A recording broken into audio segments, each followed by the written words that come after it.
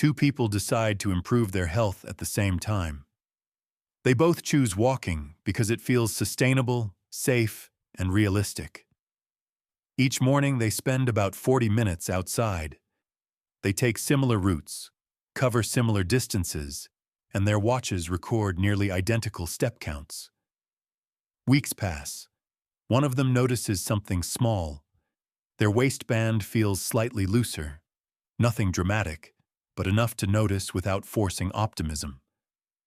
A month later, the change becomes clearer. The stomach area slowly flattens. The other person experiences something different. They feel better mentally, their sleep improves a bit, but their waist looks almost exactly the same. They are doing the same habit with the same effort, yet their bodies are responding differently. The explanation is not genetics. It is not motivation. It is not even diet. It is pattern. Your body does not react to distance the way a machine would. It reacts to meaning. Every movement you repeat becomes information your brain interprets. From a biological perspective, walking can represent many different things. It can mean wandering casually. It can mean commuting without urgency. It can mean pacing while distracted. Or it can mean sustained activity that requires dependable energy. Your brain constantly asks a quiet question. Will energy be needed again tomorrow? If movement appears random, the body conserves. Stored fat remains protected because unpredictable activity might require it later. But when movement becomes structured and predictable, the interpretation changes. The body begins preparing for regular energy demand. There is a specific walking pattern that makes the brain believe daily fuel is required. When that happens, stored energy stops being guarded and starts being used. And the type of fat that responds first is not superficial fat under the skin. It is visceral fat, the fat surrounding organs. The difference is not how far you walk. It is what your walking communicates to your biology.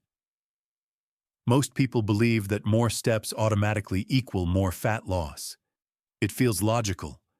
If you walk 10,000 steps instead of 5,000, you must burn more energy. And if you burn more energy, fat must shrink.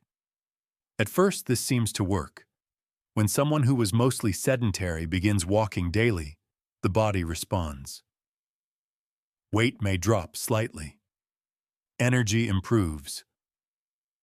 But after a few weeks, something subtle happens. The same number of steps produces less change. The body adapts. Muscles become more efficient. Movement requires less energy than before. The nervous system refines coordination.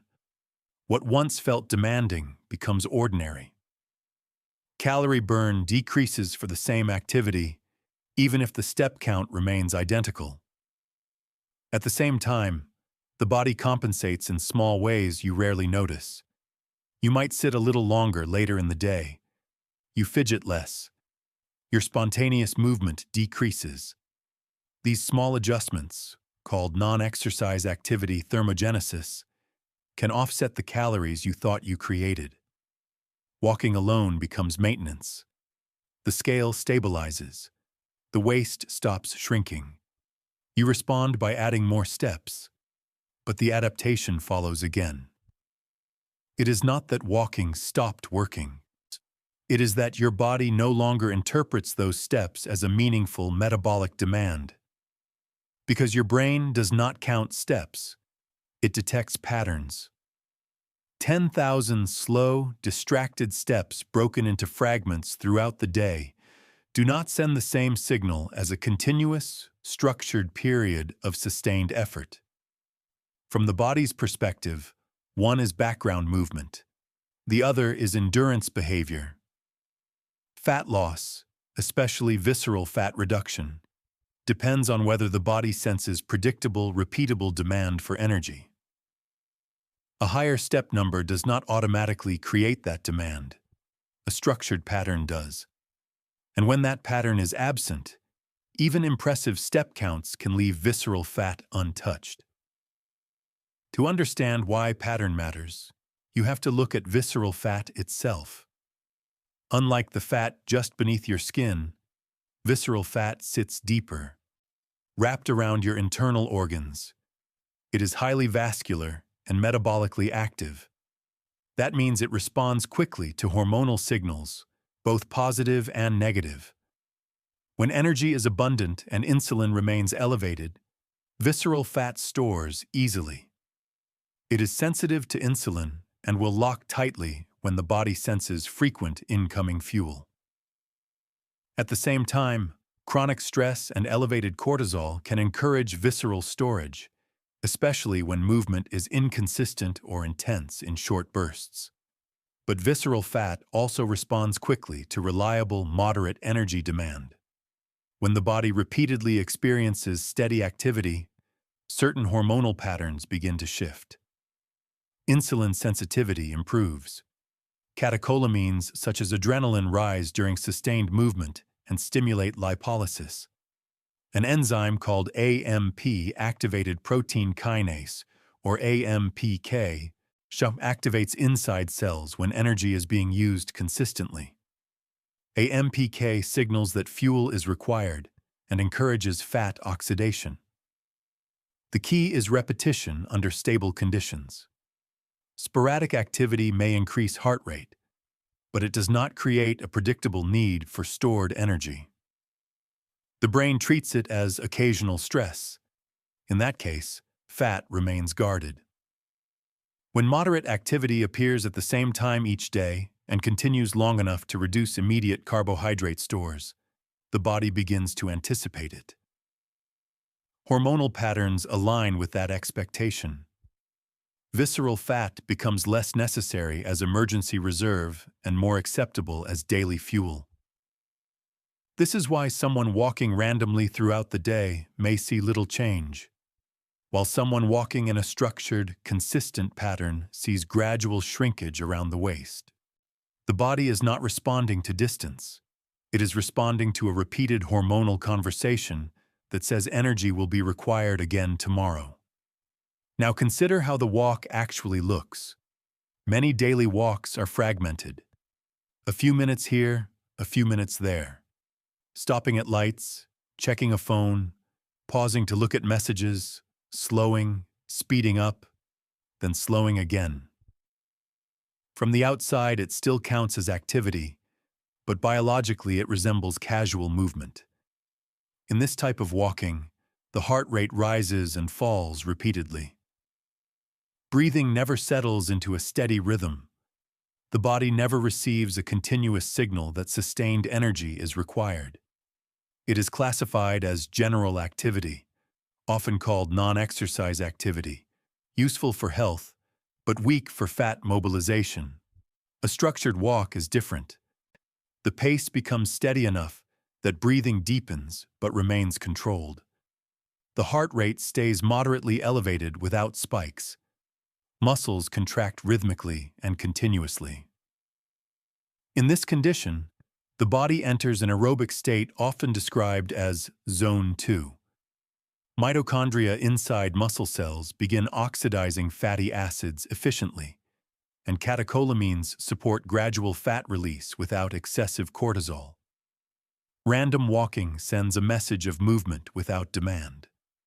Structured walking sends a message of endurance. The brain interprets endurance as a reliable requirement for energy.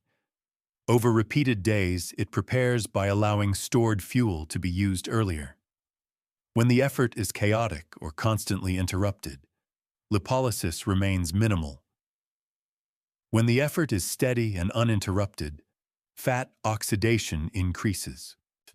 Your body releases visceral fat, not when you simply move, but when it predicts you will need sustained energy regularly. It is not the number of steps that changes metabolism. It is the rhythm.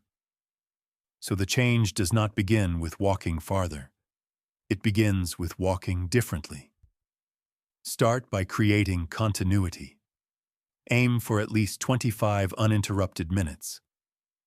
During the first part of a walk, your body relies more on readily available carbohydrate stores. As the minutes pass and those stores begin to decrease, the body gradually shifts fuel usage.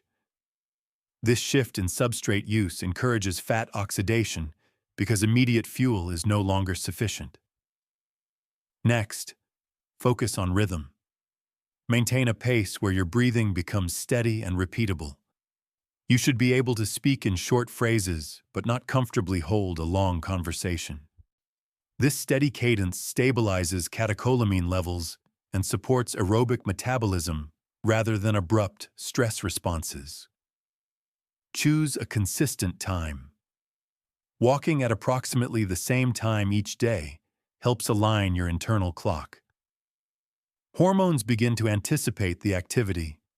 This circadian entrainment means your body prepares energy release in advance, making stored fuel easier to access during the walk.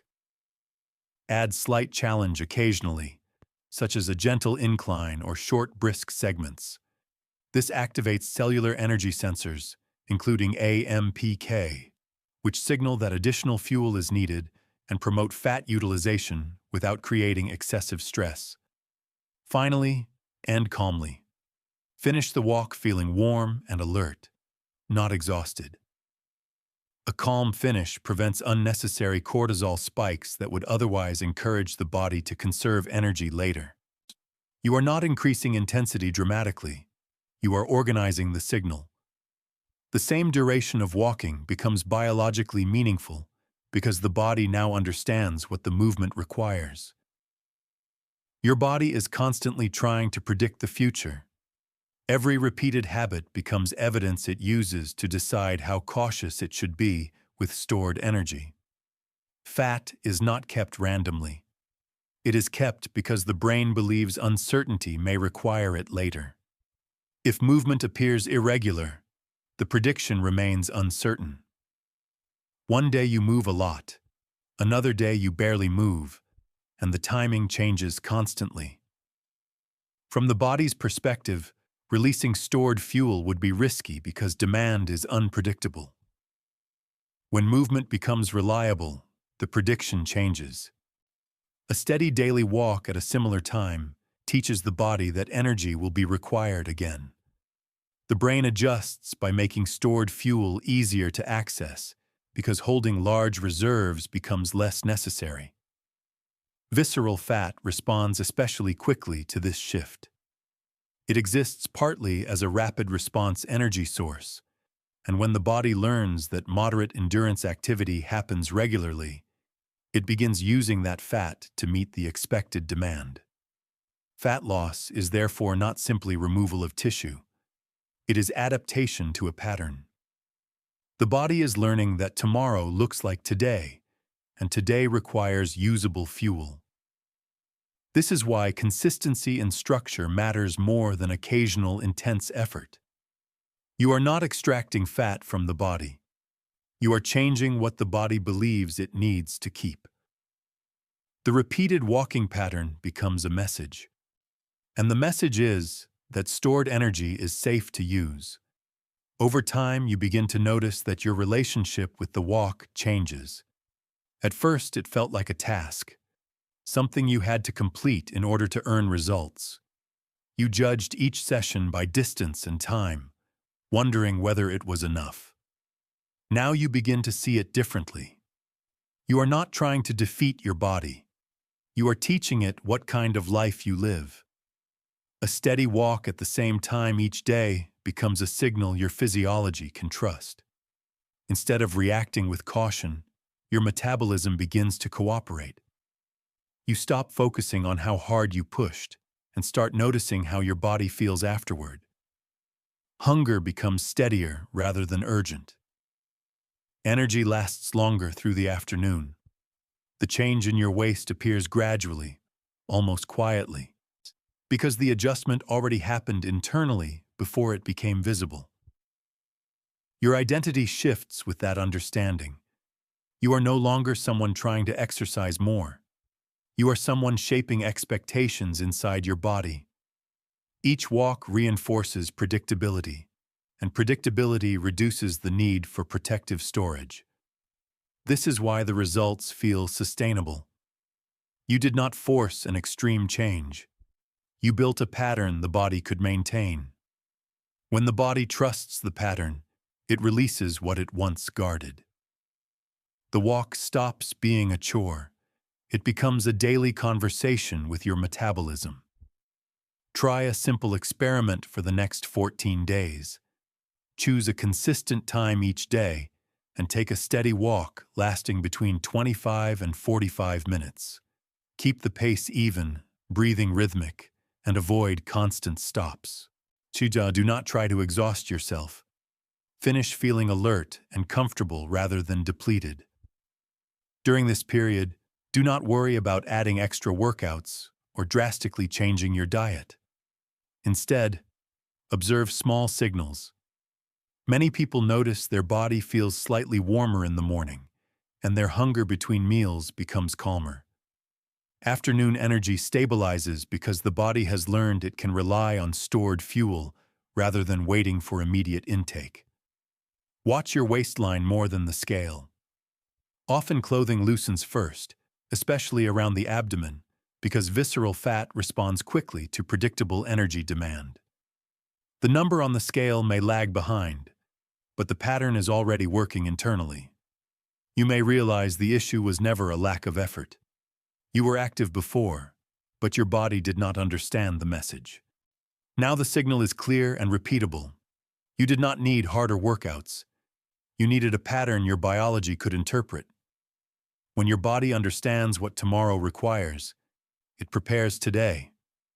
And preparation is what allows stored fat to shrink. Your walk becomes the signal your body was waiting for.